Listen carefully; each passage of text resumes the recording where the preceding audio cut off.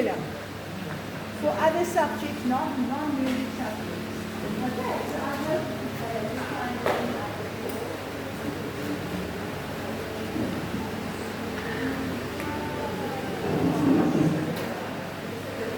oh, there we go. Thanks so much. Thank you. Wow, that was amazing. I always find that when I come to this, I learn so much more from everyone else than what I'm actually going to present.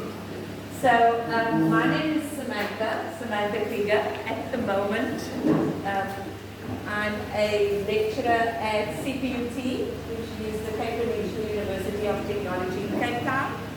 And my big take is on integrating music into the everyday life of the child, which is extremely, am I winning?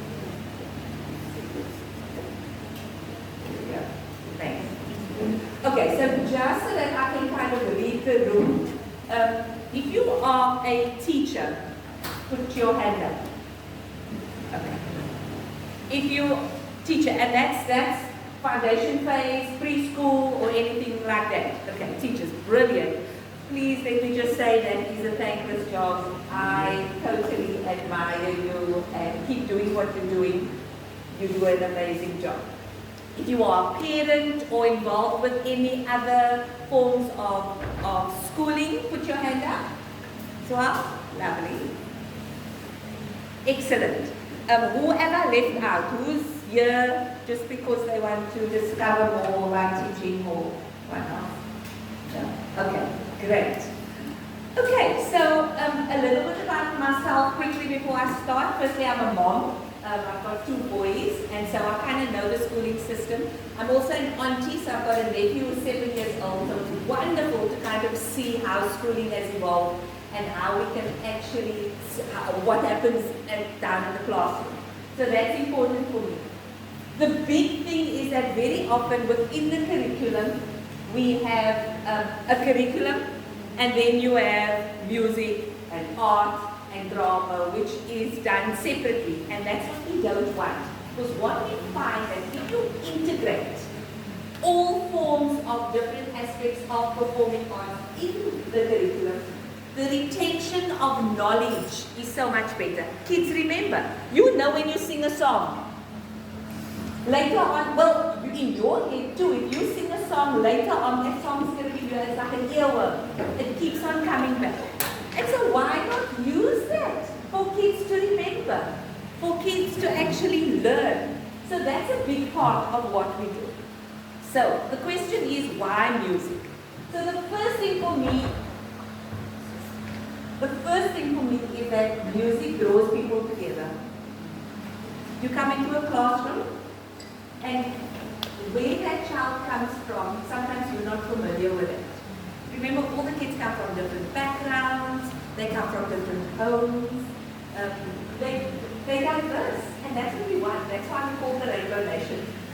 That's what we want. But in that class, you want to include everybody. And so when you do a song, like a greeting song, you're including everybody. Doesn't matter if they sing false, doesn't matter if they can't pitch, but everybody can sing together. So when you do, and for me that's the first, I've got some activities and we'll see whether we'll get a chance to do it. But the first thing that I do, you don't need to sing. You don't need to have a brilliant voice. It's not a competition of the voice in your classroom, okay? It's just incorporating, including the children in what you do. So the best way to do including them is maybe do a song with call and response. Where you say, good morning everybody, and they say, good morning everybody. Yes, and I say, how are you today? And you say, how are you today? Simple.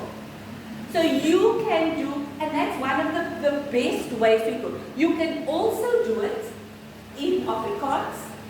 You can ask a kid who does it in isiXhosa. You can do it in that language. That's the thing about music. It's a universal language. You can maybe chat to a kid. We do know that we've got lots of foreign nationals. They might be speaking Portuguese. They might be speaking French. And one day you can use the same tune and you can say, how would you greet someone in your language? Let me tell you, that child where that is his own language, he would feel so important. She would feel so important. Because my teacher actually used the language that I use in my home. And so it's very important, I'm big on inclusion, including the kids, because if a kid has a sense of belonging, they want to learn. And the learning is going to be so much easier. And we incorporate it with music. I don't need to understand your language, but I can include you, and through music we can do that. Okay? So it uplifts us emotionally, which is really, really big. Especially you don't know where the kids come from. It helps kids express themselves. It helps you express yourself. It's very therapeutic. You know when you are feeling down and you listen to a song. It's amazing what it just does for that emotion. It can do that for kids as well. And it can do it for you. And then it's a wonderful way to communicate. Very often kids, and especially in the foundation phase, especially in preschool, kids come and cannot understand a word of what you are saying. Because the language of instruction might be English, but it's not their own language. So when you start singing, it's amazing the communication already that takes place, that non-verbal communication. And like I said, it's a universal language. So within the foundation phase, what are the importance of learning? We all know that there's a huge problem with literacy. But music helps with literacy development. And what is key here? So we've spoken about it, and a lot of what I say is repetition. So there's got to be some truth in it. Repetition, what Stephanie had said, and the previous one, is that when you speak, and when you speak clearly, kids hear that. So in the same way, that's already their language development. Because before they can speak, they need to listen. Before they can write, they need to speak. And so it's very important that you continue to speak, to sing in the classroom. And very often in the classroom, the teacher is saying, stop talking, you're praat te veel. Where actually, they should. They should be speaking, they should be communicating, because that's how their language actually gets developed. And that's how they understand each other. So it's very important that that within the classroom gets done and gets nurtured. Now, I understand the conditions that we are in. Sometimes we're sitting with 30, 40, 50, and if everybody talks, it does sound a bit, but we can all sing. And so that's a wonderful way to incorporate just singing in the classroom. So what are the benefits? Let me go. Reading scores are improved. Verbal memory, like I said, when you hear a song, okay, they can recall the chorus because that's the repeated part that comes with the song. It helps build listening skills. Don't we know kids don't know how to listen? But also, have we taught them how to listen? That's another thing. So very often we expect them to listen, but we haven't actually taught them. So be careful with that. Music builds vocabulary. When they listen to a song and they've never heard a word, they might pick up that new word. So the vocab actually increases. So it's very important, a simple thing. I know we've got instruments here, and I know we've got all the theory part, and that's great, but you know the beginning stages is just let them listen to some music. It can start with instrumental music, and then it can actually start with music that has words. Because they've got to listen to a story. What is the story kind? The key is what you choose. Yeah. So that is valuable. That's where your work comes in. What song would I like them to listen to? So even a simple song like, and you know we've got our classical music, and please, I'm a classical music undergrad, so I definitely say please use that. But a simple song like Mariah Carey's Hero. There's a hero.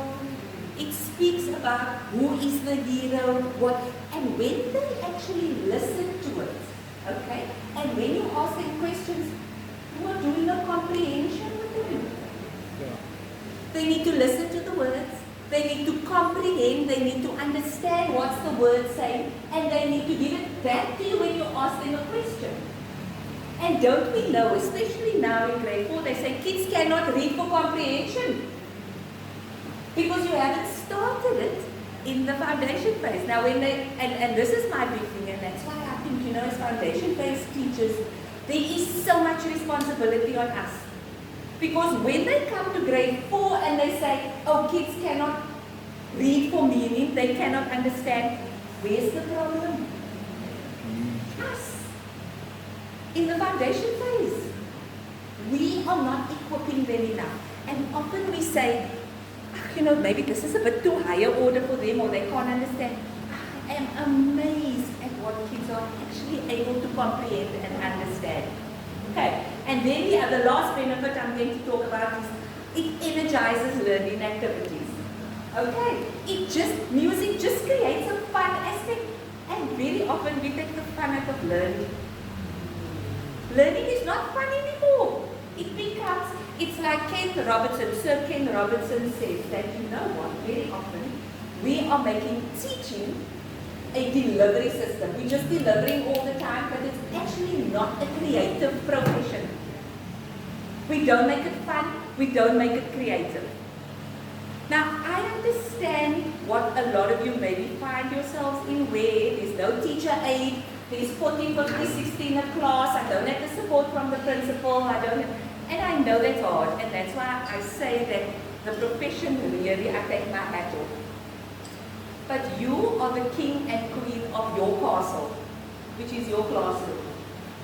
So what you do in that classroom makes a huge difference to the rest of that kid's life. And so it's very important that we think very carefully about what we do, that we integrate, that we are creative, and that we also feed off from each other. How often do you team teach? Or how often do you go into a teacher's classroom and say, can I just maybe watch you because I might be able to learn something, or I did this fantastic lesson today, I'd love to share it with you. How often do we do that? Because we always are in competition sometimes. So it's important that that's our kind of professional development is nurtured. Okay, so we all know how kids learn, and the thing is that music lends itself to every single one of us. Every single one. There are some kids who kind of learn just by listening, the auditory. There are others that obviously need to see that visual in front of them all the time. There are those that actually need to read and write it, and the kinesthetic, those that actually need to do something. With music, you do all of it.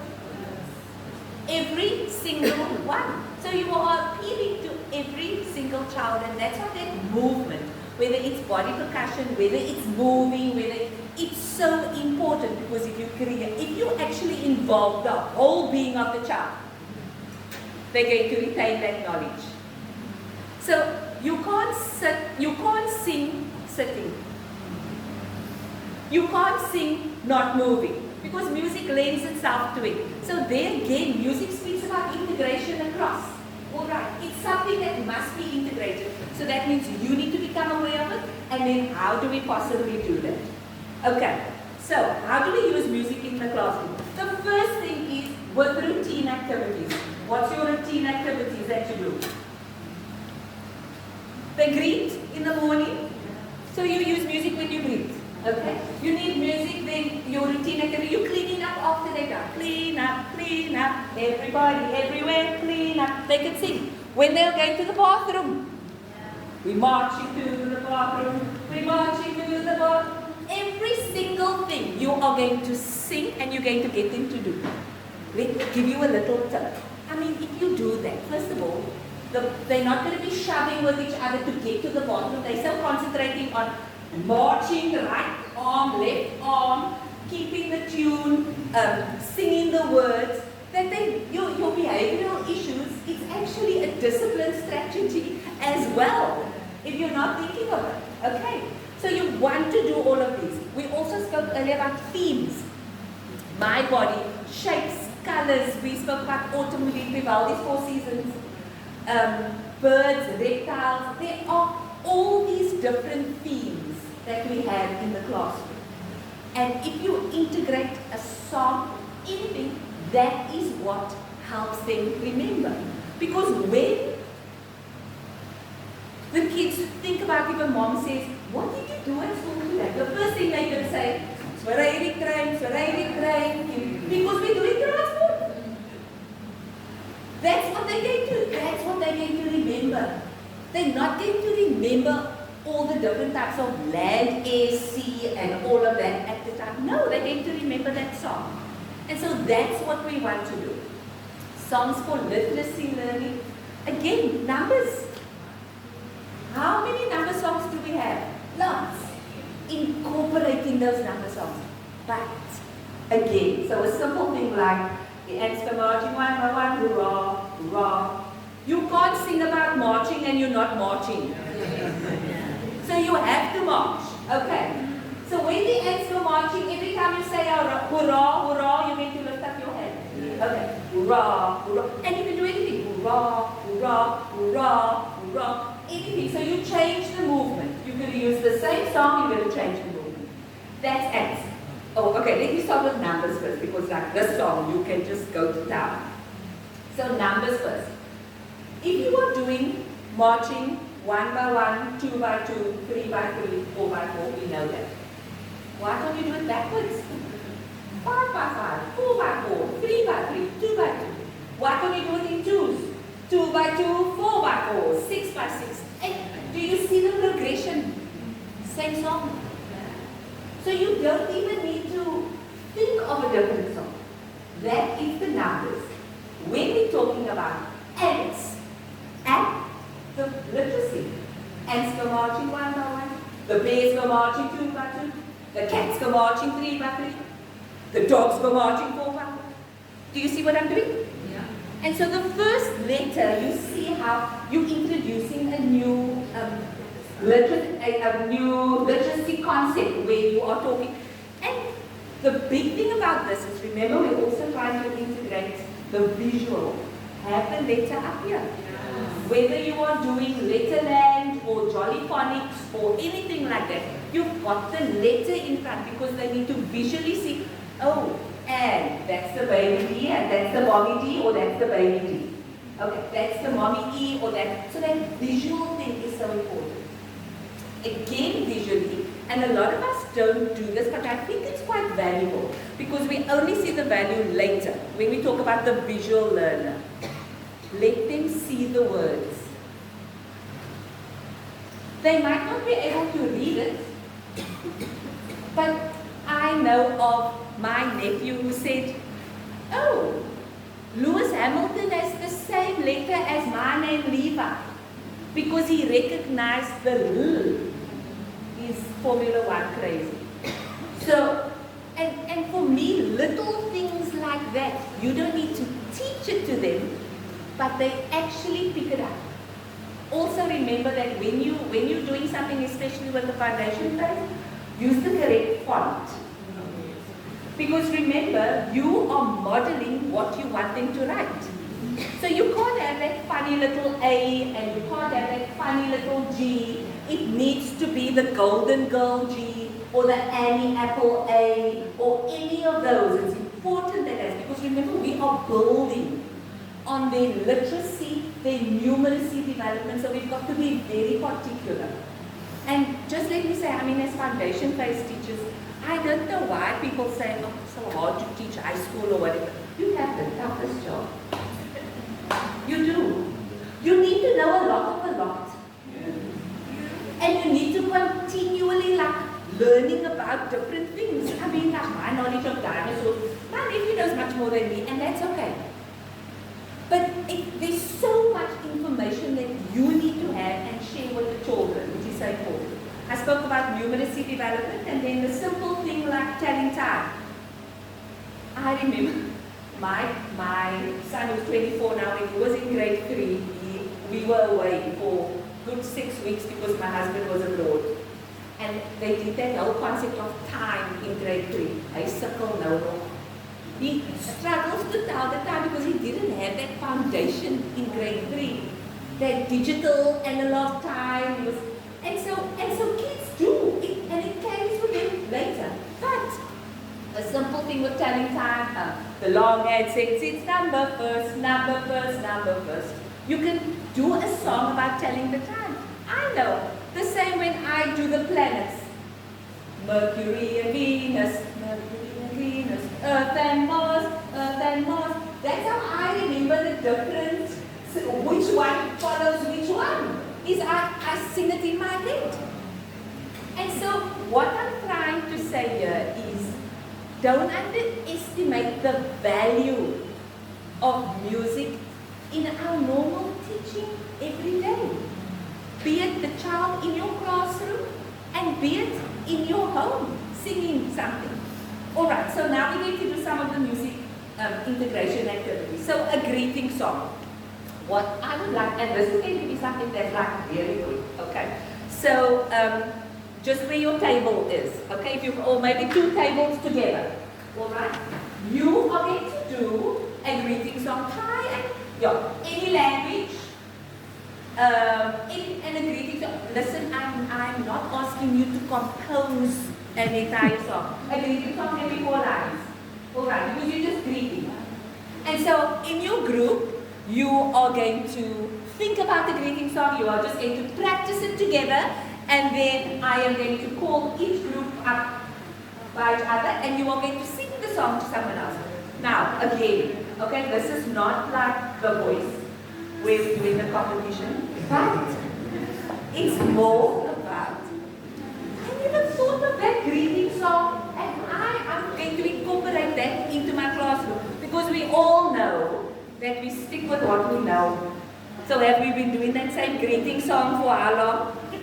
We need some fresh ideas. And so we are going to learn from each other. Okay, so you do in the group. This group, this group, this group. Greeting song, any language, and a greeting can be hello, goodbye, whichever. This group over here. This group and over there. Are you with me? And then,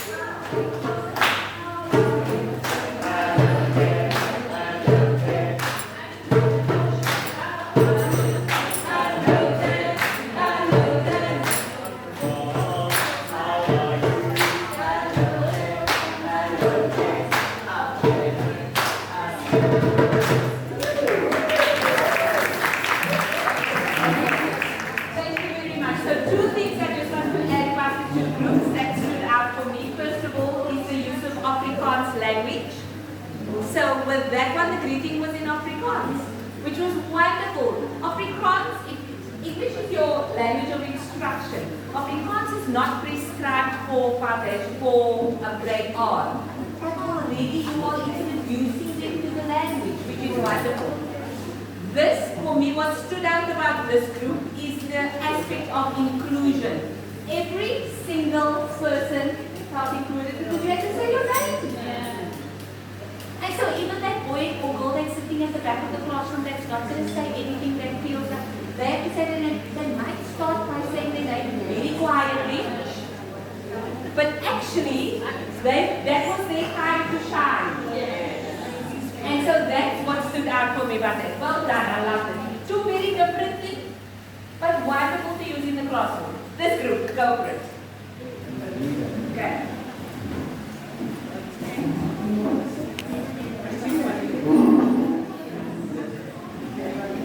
You guys are next after them. And then we'll move on. Okay, go ahead.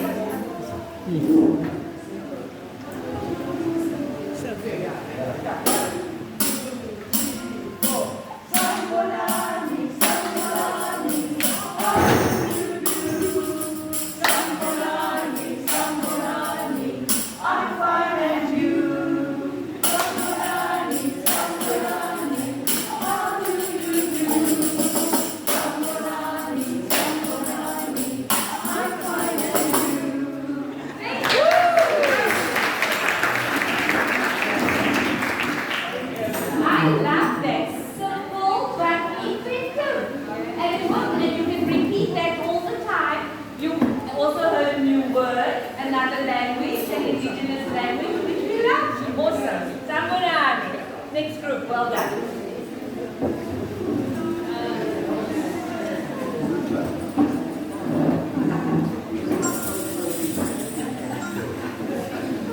Right, let's go. Good morning, how are you? Good morning, how do you do? Good morning, what is your name?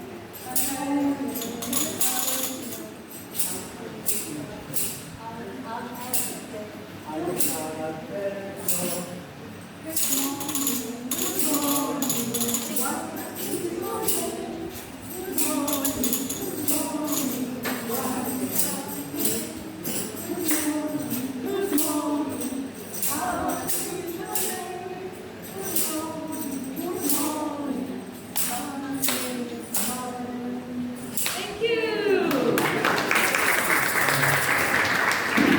And you know what? That's okay. We're not on Broadway. So it's not about the performance, and every time you do that, it's going to be better. Alright, so wonderful. Next group. Let's go.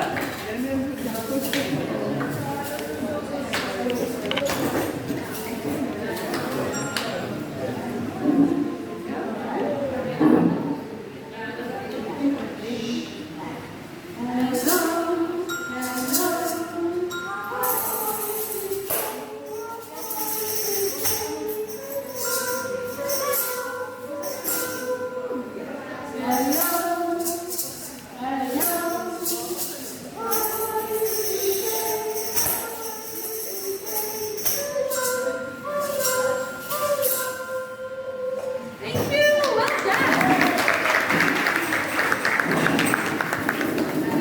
Excellent. Perfect. Last group.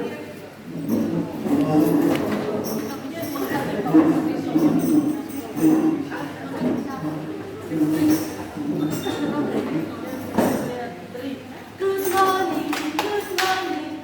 morning, Teacher Sasa, and thanks for being here. Good morning, Teacher Reese, and thanks for being here. Good morning, Teacher Sasa, and thanks for being here. Good morning, Teacher Rose, and thanks for being here. Thank you.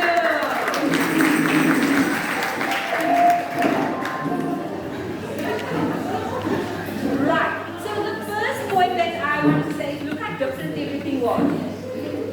And so the whole idea, I hope that encourages you to maybe look at someone else and say, that's a good idea, maybe I can use that. Never try not to teach in your silo. It's not a competition. We're all teaching, I'm teaching your child, you're teaching my child. And we've got the same objective. So it's important to learn from everybody else. Next point. Because you had all these instruments, there were many of you that used the instruments, and I love that. But the reality is we don't have this in the classroom. So what do we do and what do we use? And so I think that it's important that we actually use recycled instruments as a recycled material as an instrument. I see some bottles. Can I just get that bottle top? And that bottle top, please. Can I just use your bottle top? I'll give you some. Oh, lovely. Fantastic. Yesterday, we still, your higher grade student, lovely. Did you bring some? So, if you did it, it's fine. But the whole idea is, if I look at something like this,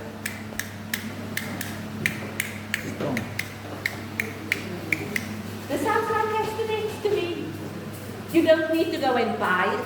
You can use it in your classroom by just taking bottle tops. If we are looking at a bottle, what else? Let's see what other instruments. So we just came to explore. It was fantastic. There we go. We had this, the two together.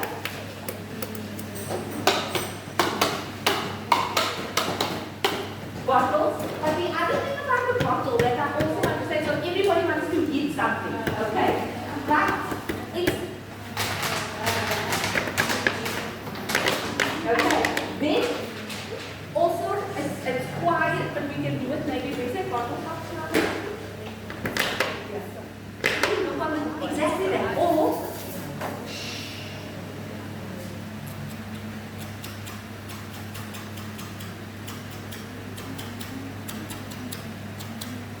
the newspaper. Remember you had to scramble your newspaper up? That makes a sound. A packet. Is there a packet? Someone had a packet there. Yes. What's that? The packet that you had in. There we go. So we have the packets. All right. All right. So all these sounds that we can use. You're not going to go around your house and check what recycled things you have. All that you can use as rhythmic instruments in your classroom. You don't need it. When you have this, it's fantastic. And when the kids eventually, when they do start using this, it's wonderful. But don't use the fact that we don't have resources as an excuse. We can't do music when there's niks instrumentally, or the kids don't want to. You can use everyday boxes, cereal boxes that you are going to get rid of, that you are going to throw out as your instruments for the kids. So that's the value of it. Right, let's move on. So, when we spoke about, we sang, what Father Jacob. And so what we're going to do, I'm just going to give you a few examples of how we use familiar songs within our routine activities. Again, you don't need to have the most amazing voice. In fact, I remember my son's grade 0 teacher, she sang so false, but it was the most singing that child did in the class ever for the year. And so that, and usually they sing the loudest. But that for me, and what I'm trying to say is that as much as, kids need to know about singing in tune and everything, but at the moment, right at the beginning, don't use that as a hindrance like a concept. Alright, so let's try this one, which is basically ties into your personal and social well-being, where we do tops and bottoms, in between, all around your hands, now they clean.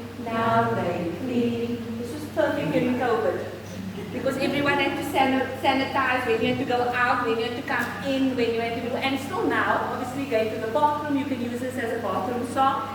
Again, routine activity. What's the weather? Everyone, is it windy? Is it cloudy?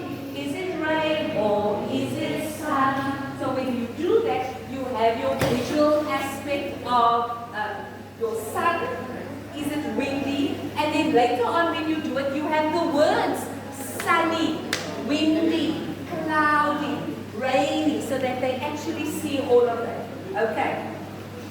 Look who came to school today, school today, school today. Look who came to school today.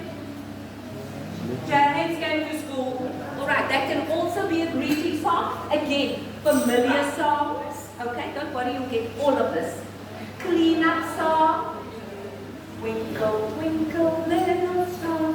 Time to clean up where you are. Put the toys back in their place. Keep a smile upon your face. Twinkle, twinkle, little star. Time to clean up where you are. And let me tell you, because kids don't like to clean, right? They don't like to clean. So this is a good way to kind of just get them like we're singing, picking up, we clean, everybody works together, which is great. Let's go into some of the themes. You're doing good eating, healthy eating. We've got a vegetable song which goes, again, same tune. Carrots, peas and broccoli, vegetables are good for me. For my snack and in my lunch, veggie sticks are great to munch. Carrots, peas and broccoli, vegetables are good for me. And kids might say, what is broccoli? They're like little green trees that are lucky. So you can talk and you can extend all of this. Finger family. Again, I spoke about call and response. I also spoke about the different solar system. So it's all songs that we know. Songs about transport. I spoke about Bella, Bella Matnera. I think that's the one. Swareli train. We've had wheels on the bus. Also, the whole idea about these themes is every single theme that you are doing in the classroom has to be accompanied by a song.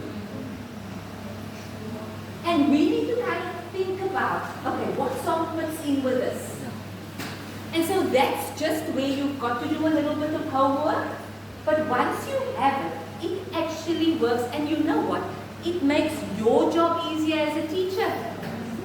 Because they are going to remember the songs. All right, different parts of the body that we've done.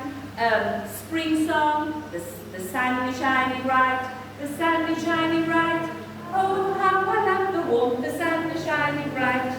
Okay, the rain is falling down, the rain is falling down. Oh, how I love the sound, the rain is falling down. Do you see the aspect of rhyme as well? When you had spoken about your little daughter, that the ends of the words, the rhyme that she remembers. This is what happens. Songs, the words need to rhyme. So that's what you're doing an English lesson in synonyms. Yeah. Or is it synonyms or something? But before you even know it, or before they even know it, you are doing it. Alright, those are the different songs. There's a shape song. Same tune, the farm and the dog. A circle's like a ball, a circle's like a ball. Round and round it never stops, a circle's like a ball. A square is like a box, a square is like a box.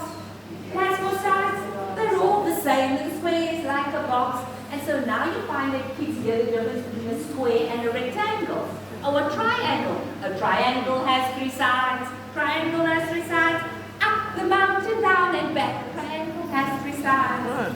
A rectangle has four sides. A rectangle has four sides. Two are long and two are short. A rectangle has four sides.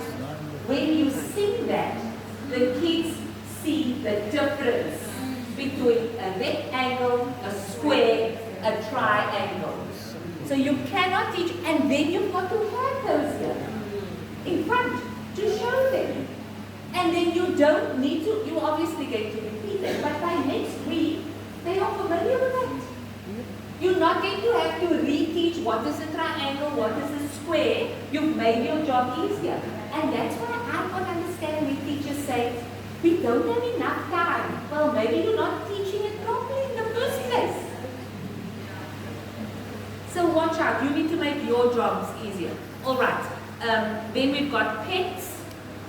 When, to the tune of the Saints Go Marching On. I spoke about different listening themes I want to bring out. Remember, Stephanie, I also spoke about how listening is important for kids to listen. And so, when you are looking at sea creatures, a simple song, Under the Sea from the Mermaid, the Little Mermaid, there is a wealth of sea creatures that is mentioned in that song. And I mean, can you imagine just the vastness of the vocab that they're going to learn? And that's all you need to do. You don't even need to teach them anything. You're just planting that seed. These are all the creatures under the sea. And while they're listening to it, they might ask. Remember, you want to also just place that inquisitiveness where they might say, like, what is a crab? That's what they need to ask those questions. All right. The solar system is Gustav Holst, coming to our classical music. We've spoke about Vivaldi's Four Seasons, which was brilliant. Carnival of the Animals by Saint-Saëns. You can have the different animals, think about it. And then, of course, our country. There is so much indigenous music, South African music, local music that we can play to the children in the classroom, which I think is important. Okay. Quickly, I'm not going to keep you much longer. We spoke about the ants. I kind of spoke about that. 5 little ducks, 10 green bottles. Do you realize that when you sing the song, 10 green bottles, 10 green bottles standing on the wall, 10 green bottles standing on the wall, but if 1 green bottle would accidentally fall, what next concept? Subtraction. In grade R. Less than. The concept of subtraction. So you have each child with a green bottle in front of them, and as they sing, they fall. How much do I have more? Do I have less? That entire concept of subtraction you are doing in a song. And so it's important for us to be aware of all those. So number songs, there are lots. I'm going to go through them. 1, 2, 3, 4, 5. Once I caught a fish alive. Number song. And then tune of Jingle Bells. Tallying. So when you tally, you have 5 lines and then that's your line. And they're doing bonds or they're doing groups. And so before you can actually do the whole maths concept of bonds and groups, you're already doing it in a song. Telling the time, I spoke to you about that. The shorthand says it's number first, number first, number first. The shorthand says it's number first when we telling time. The long hand is tall and counts by 5, counts by 5. No, the long hand that goes 5, they're going to go 5, pause, 10, pause, they're counting in 5s. But this song tells them what hand does what when they are saying. And sometimes they do get confused about it, but they will sing that one. So that's important. So, last one, how we teach. Remember, kids are not going to remember what you tell them. You need to model what you want them to do because, they watch you so closely. And so, we need to mentor, we need to stimulate, and we need to engage. You are learning there with them. And it's quite fine to say, you know what, I've learned something new today. I didn't know anything about that. Maybe we should actually go and find out and learn about it. So there's nothing wrong that you need to know a lot and you need to do your research, but you also need to show them that you are vulnerable and you're also learning things all the time and learning something new. So remember that every single kid in your class is unique. They're different. They learn differently. And very often we want to kind of put them in a box.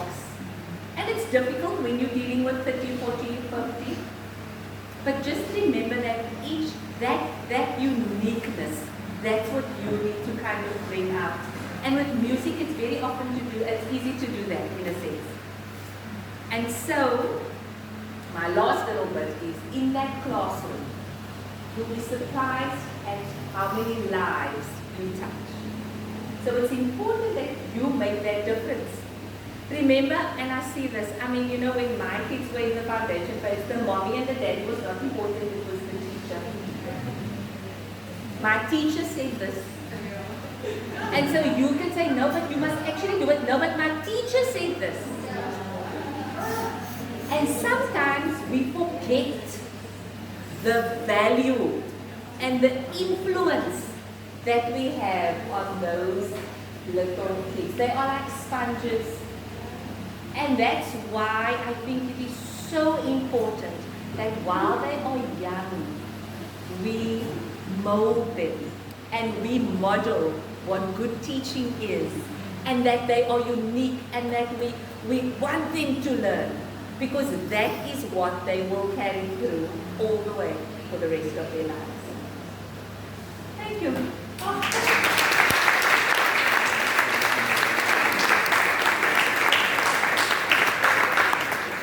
Thank you, Samantha, for your wealth of knowledge. And wasn't it great to give a lot of ideas? What I find so fascinating, she was talking now about the uniqueness. You see, just from an outlook, we actually a type of homogeneous group. Yeah? We're also in education and interested in bettering ourselves. It's not, a lot of people not like that. And even among us, look at our different approaches and our different things. And even your presenters, we all got different styles. So that is such a wonderful thing for yourself. I've got a place. I can do, and it's actually very important that when you get something away here, whether it's hers or Betty's or mine, remember to make it your own. Your personality is different. You will take the principle and use it. Okay, we're going to have lunch now.